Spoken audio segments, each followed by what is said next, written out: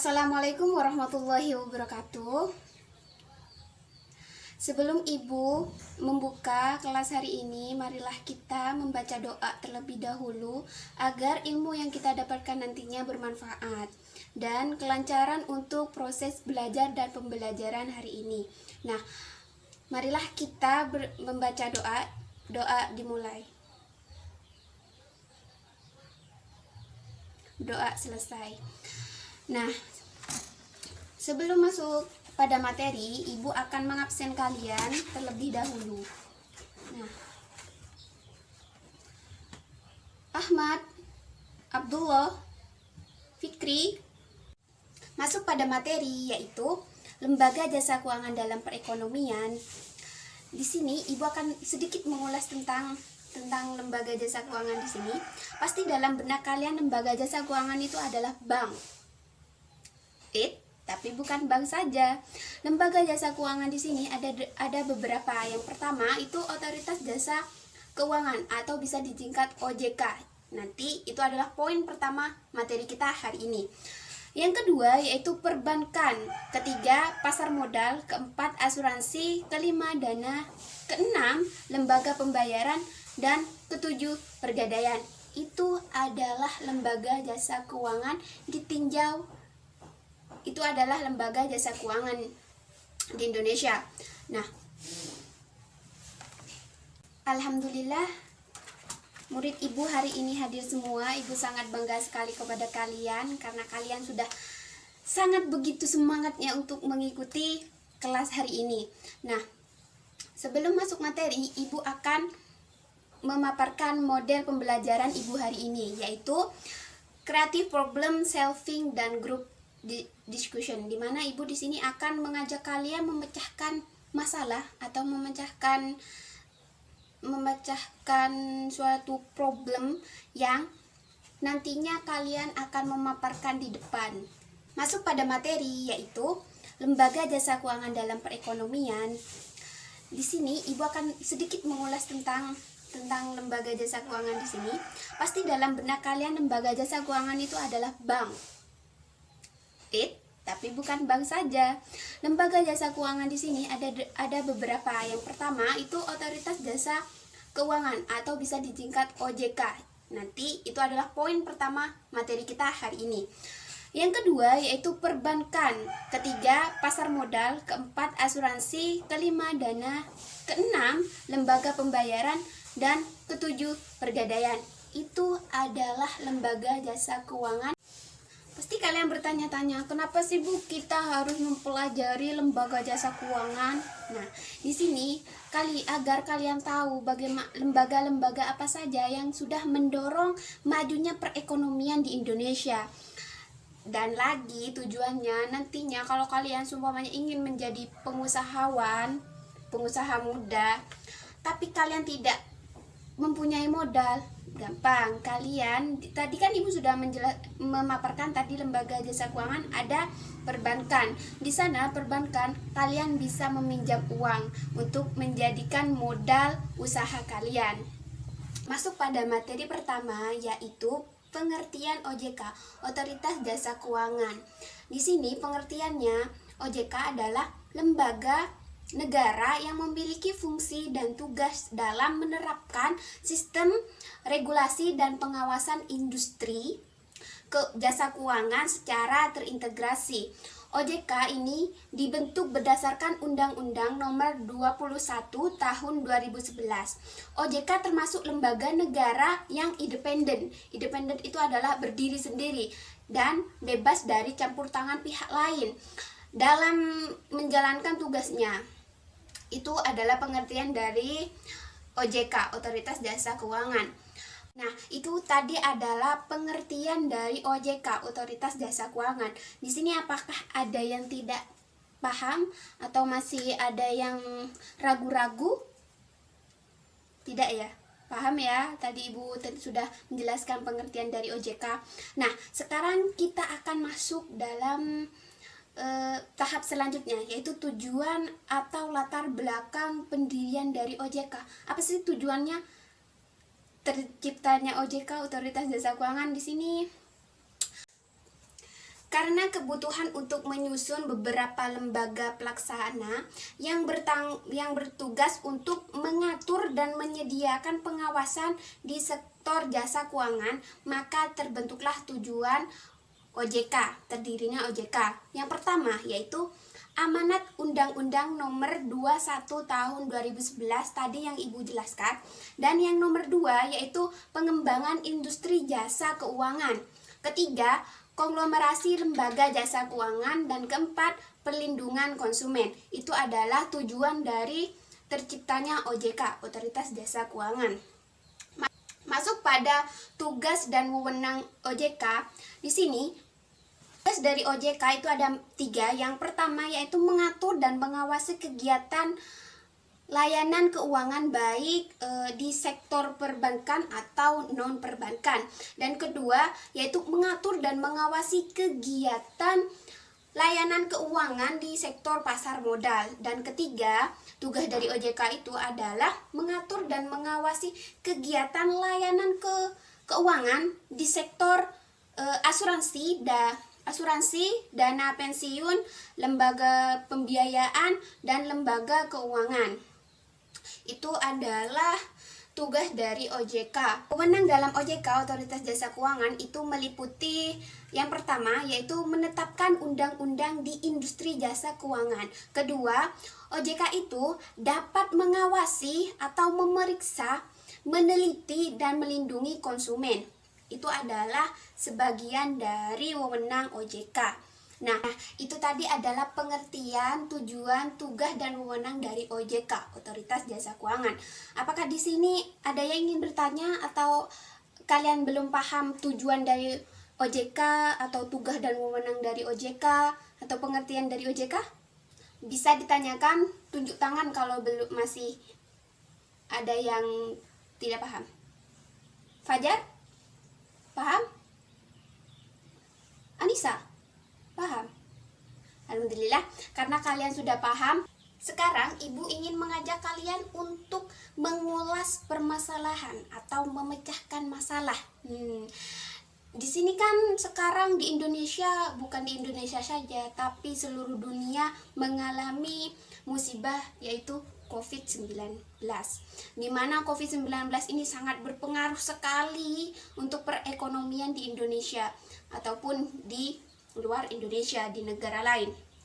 Nah, di sini Ibu mempunyai video, di mana video di sini Ibu ingin kalian menganalisis permasalahan apa saja yang dihadapi oleh OJK dan bagaimana kebijakan OJK untuk mengatasi permasalahan ini. Nanti Ibu ingin kalian untuk mempresentasikannya di depan. Nah, kelompoknya masih sama seperti kemarin, kelompok yang kemarin. Di sini Ibu ingin kalian menganalisis tentang permasalahan nantinya video yang akan Ibu paparkan. Makanya kalian harus mengamati video ini. Otoritas Jasa Keuangan (OJK) telah merilis aturan tentang relaksasi atau keringanan pembayaran bagi debitur bank atau perusahaan pembiayaan yang terdampak wabah virus corona atau COVID-19. Pemberian keringanan kredit dilakukan dalam berbagai bentuk sesuai kesepakatan antara debitur dengan bank atau perusahaan pembiayaan.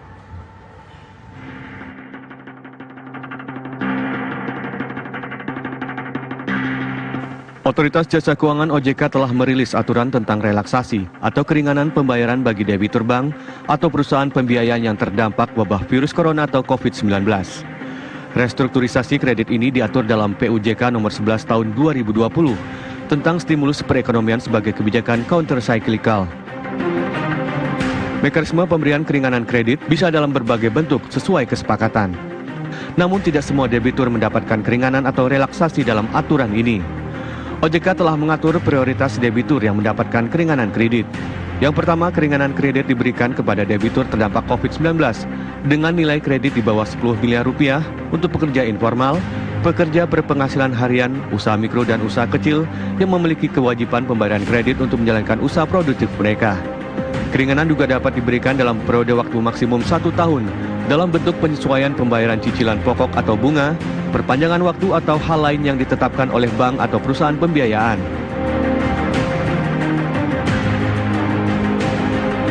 Kita Saya kemarin juga telah berbicara dengan OJK.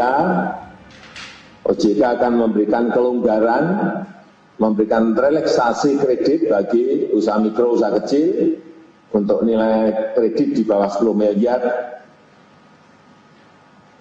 Baik ini yang di kredit yang diberikan oleh perbankan maupun industri keuangan non-bank akan diberikan penundaan cicilan sampai 1 tahun dan penurunan bunga. Adapun cara mengajukan keringanan pembiayaan antara lain, pertama mengajukan permohonan keringanan ke bank atau lembaga pembiayaan secara online. Kedua, bank atau lembaga pembiayaan melakukan asesmen atau penilaian apakah debitur termasuk yang terdampak langsung atau tidak langsung termasuk historis pembayaran pokok atau bunga. Ketiga, bank atau lembaga pembiayaan memberikan keringanan berdasarkan profil debitur dan diskusi dengan debitur untuk menentukan seperti apa bentuk keringanan yang disepakati. Adapun untuk debitur yang tidak terdampak wabah virus corona, maka proses pembayaran angsuran harus sesuai dengan perjanjian yang telah dilakukan sebelumnya. Dari Jakarta, tim TV One mengabarkan.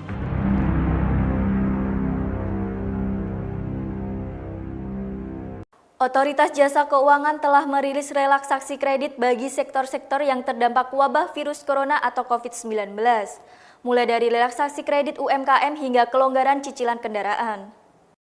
Akibat wabah virus corona, ekonomi Indonesia sedang melemah dan berdampak ke masyarakat kecil. Banyak masyarakat yang mengeluh ekonominya tidak sedang baik karena social distancing yang sedang dijalankan masyarakat Indonesia. Lantas, hal ini membuat masyarakat kecil yang penghasilannya menurun tidak dapat membayar cicilan kredit yang dimilikinya. Dikutip dari Kompas.com, juru bicara OJK Sekar Putih Jarot mengatakan saat ini OJK masih berkoordinasi dengan perusahaan-perusahaan pembiayaan atau leasing termasuk dengan asosiasinya. Koordinasi dilakukan untuk merumuskan finalisasi produk hukum seperti langkah-langkah lanjutan agar penerapannya tidak menimbulkan moral hazard. Sekar menuturkan, nantinya langkah-langkah lanjutan itu akan menentukan debitur mana saja yang akan mendapat keringanan. Sebab tidak semua debitur akan mendapat keringanan. Bagi debitur yang mampu membayar misalnya harus tetap melaksanakan kewajibannya. Begitupun debitur yang sudah macet sebelum wabah virus corona diharapkan tidak semakin menghindari kewajibannya dengan adanya relaksasi kredit ini. Sedangkan bagi debitur yang hendak meminta keringanan, Sekar menghimbau jangan datang ke bank maupun leasing di mana physical distancing ini guna menghindari penyebaran virus corona.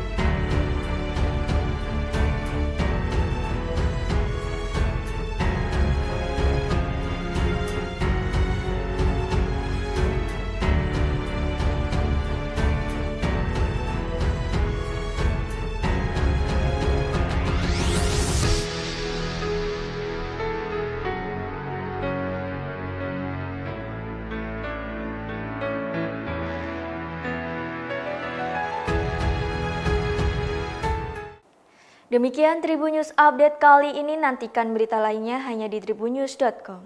Terima kasih sudah nonton, jangan lupa like, subscribe, dan share ya!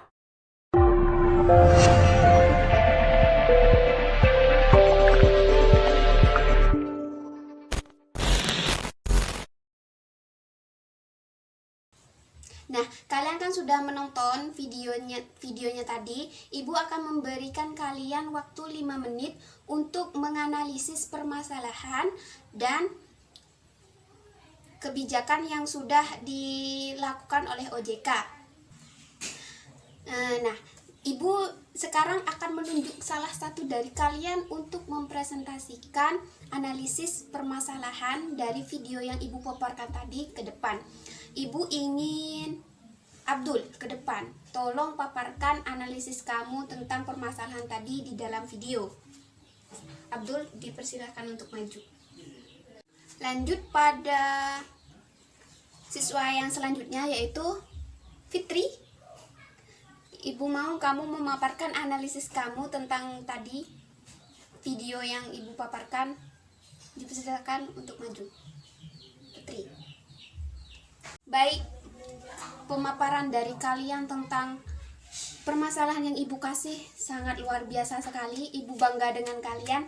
Kalian begitu memahami apa pengertian OJK, tujuan, tugas, dan wewenang dari OJK, sehingga kalian dapat menganalisis permasalahan yang berada di dalam video yang ibu paparkan tadi.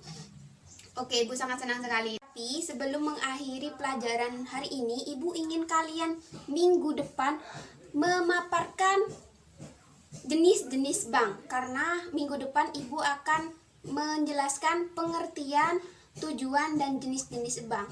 Ibu ingin kalian untuk menganalisis jenis-jenis bank apa saja yang berada di Indonesia.